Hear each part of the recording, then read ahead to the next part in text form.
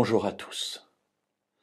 Inviter ceux qui nous entourent est un plaisir et souvent nous le faisons parce que nous avons le cœur rempli de joie en nous disant, eh bien, on va inviter des gens que nous aimons et on va partager avec eux des choses que l'on aime aussi, on a pris du temps pour faire, de la cuisine, de la bonne cuisine pour nos invités. Jésus nous donne un conseil qui peut paraître surprenant.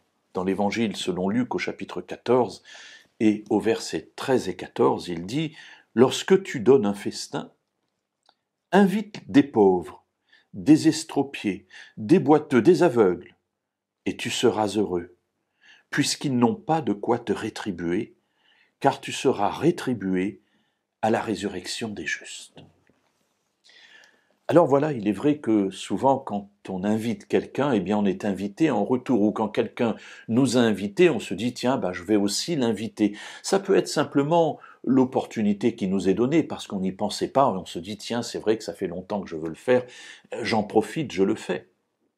Mais il y a parfois quelque chose d'un peu plus sournois, et on se dit il m'a invité, il faut que je le lui rende. Il est juste que je le lui rende.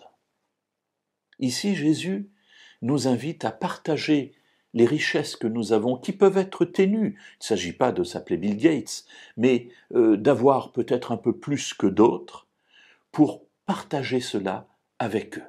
Et il les nomme. Il les nomme en disant des pauvres, des estropiés, des boiteux, des aveugles. Et il aurait pu continuer la liste. Et en fait, il nous donne la clé.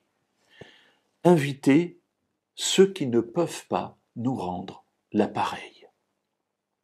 Dieu nous a fait des bénédictions et Jésus est en train de nous dire ici que ces bénédictions ne sont pas pour nous simplement, mais que nous devenons des intermédiaires pour faire bénéficier les bénédictions dont il nous a comblés à ceux qui ont moins de chance et qui en ont moins.